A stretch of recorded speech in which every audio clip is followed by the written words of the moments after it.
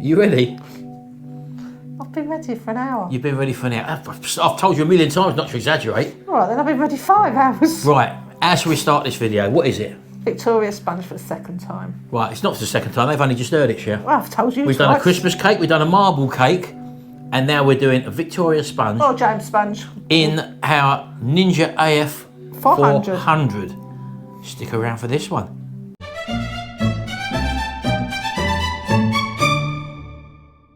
Right, okay folks, so we've had a few cakes which we've made, a Christmas cake being a fruit cake, a marble cake being a batter, like a batter? Yeah, all cakes are like a batter. Of course they are. Right, so you better tell us, Cher, how we're gonna, well, before we do that, shall we look at the ingredients? Look at the ingredients, people. Let's have a look. Here's the ingredients to our Victoria sponge. 2 eggs. Weigh the eggs.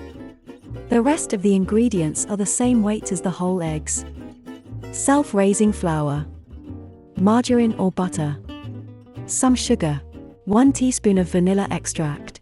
1 teaspoon of baking powder. The filling is strawberry jam and about 150 millilitres of double cream.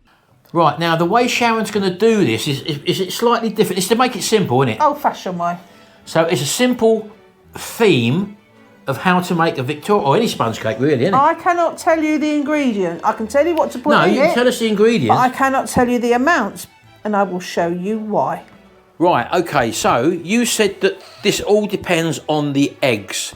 So what do we mean by that? These babies. Right, what we're going to do is, I've got this on grams, and I've got it to 0. See, it's set on 0 with the plastic container on. Now I'm going to place my eggs in, and they weigh 131 grams. Right, hold on for a minute. That's got the shell on it still. That doesn't make no difference. Right, so you're going by 131 grams by the weighted shell and the complete eggs, is that right? Write your weight down. Right, 131. 131 grams. Right, what happens now, baby? Everything else we're going to weigh out is going to be 131 grams, except your baking powder. I like it. So it's all simple. Your marge is going to be that, or butter. Your sugar and your self-raising flour, it's all going to be that weight. So if you used 3 eggs, it will be the weight of however many eggs you're putting in. Right, so it all depends on your eggs. Let's weigh it all out, folks. See, I could get another 2 eggs and they could weigh different, so that's why I can't give you the amount. It's the weight of your eggs. Right, brilliant. Let's get on with it. Right, okay, so... I have the sieve, love. Eh? Sorry, sieve. Sieve? Yeah. Baking powder and a teaspoon. Yeah, well, I thought we'd leave that first because this is going to be the 131 grams. This is all going to be an all-in-one. Yeah, of course it is. So you're weighing out the flour first, which is plain flour? Self-raising flour. Self-raising flour, and you're looking for 131 grams, yeah? Because of our eggs. So straight into the sieve and into our bowl. Sorry for the noise in the background, folks, but we've got the plastering doing the bit of work next door in the kitchen. So right, now weigh out the sugar. This is just general sugar, Sharon. Yep. Just granulated sugar. And again, you can use caster sugar, whatever you've got in. 131 grams of that as well, folks. That goes straight into our bowl as well. And the final thing, now we've got this margarine or cake stalk stuff or whatever. Ideally, we would be using butter. Butter's very, very expensive at the moment. And we're only using this because we had it in the fridge. What do you want, baby? A knife, please. So that's the only reason we're using this. Ordinarily, we'd be using butter, so there you go. Oh, she's definitely making it accurate, folks. Look at that. Well, with cakes, you have got... Bang on. Right, there you go. So that goes into the mix as well. I was going to tip that in then. That. Right. Teaspoon of baking powder. Right, so your baking powder, folks, that we can measure out because we know exactly how much of that we need. There it is, sir. There you go, baby. Thank you.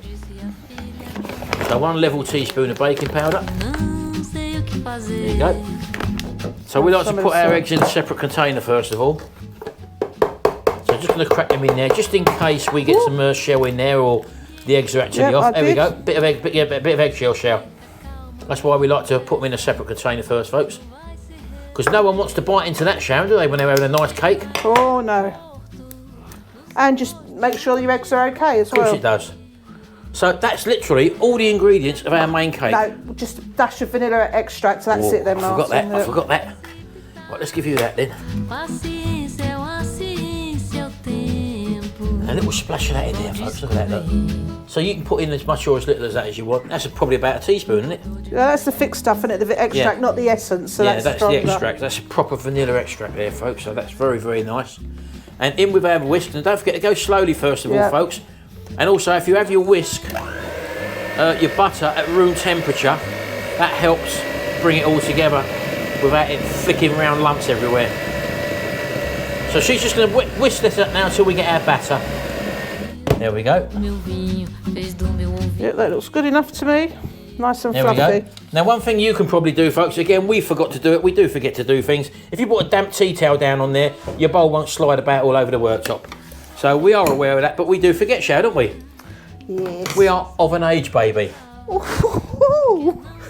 What's that?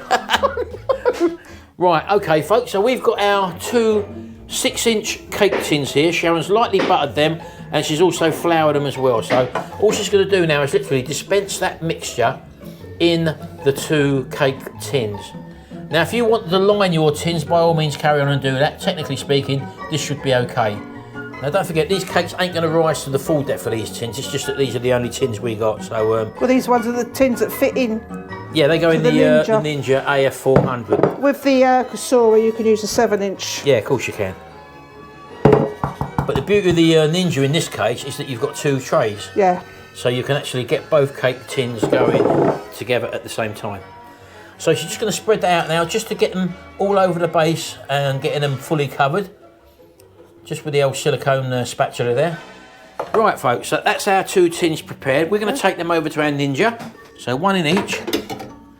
There we go. Right, so we're going to put them on match first. We're going to put them on the bake setting and leave them at 160 degrees centigrade. We're going to put them on for a maximum time of 30 minutes and off they go. There you go. We won't look at them. We'll leave them to do their own thing. That's it, don't peek. Right, okay, folks, they've just finished now. Let's have a look at them. Oh, lovely, yeah. And as you can see, they're lovely and gold. Now, you did stick a probe in. Oh, that's hot. Now, you did stick a probe in there, Sharon, didn't you? Yeah, and it come out clean. Come out clean. So we're going to just take these out for now, folks. Going to put them to the side and let them rest. Take them out of there, put them on the cake rack, and then we'll come back to you. Right, there we go, folks. We've just turned them out, and as you can see, that's the underside of them now. So they're cooked all the way through. They're not a very big cake, as I say to you, but that's better, really, I think, isn't it? It's probably a cake for 2 people, Sharon. So if you were making a bigger one, you'd just add more eggs, and then you'd accordingly make your mixture the same weight as the eggs. But I suppose the good thing is you don't have like loads left over, you just keep making them fresh. Of course you do. They don't take long to make, as you see. Yeah. Thank you. What are we doing now, baby? We're going to make some cream. Well, we're going to put jam on one side and we're going to have a little bit of double cream on the other. Lovely jubbly. Yeah.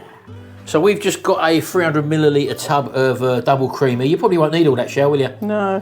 Probably about 200 you've used there? About 200 she's used there, folks. And we're putting a drop of vanilla extract in there again. Probably about a tablespoon.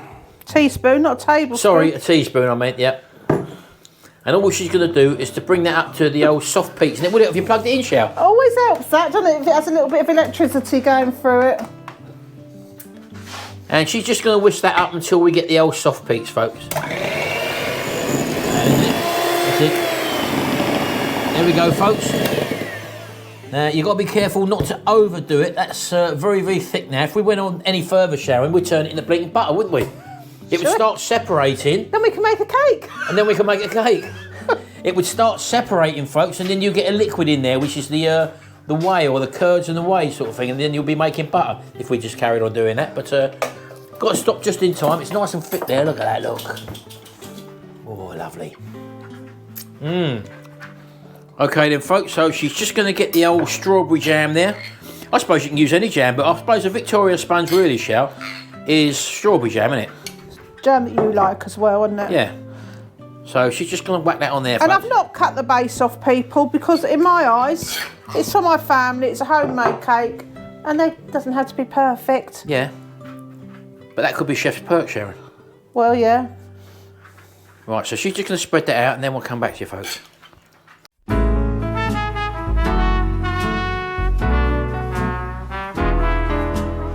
Right, okay, so she's done the base now. Let's get some of this cream on there, baby. Oh, you're going straight on there? I thought you were going to put it on there. That'd be easier for me to just drop that on. Right, okay, so she's buttered that over with the mixture. You could have put it on there, as I said to her, but she chose to do it that way. She's gone random. Let's just put that on there, folks. Give it a gentle press down. Don't go too mad. And let's have a closer look at that.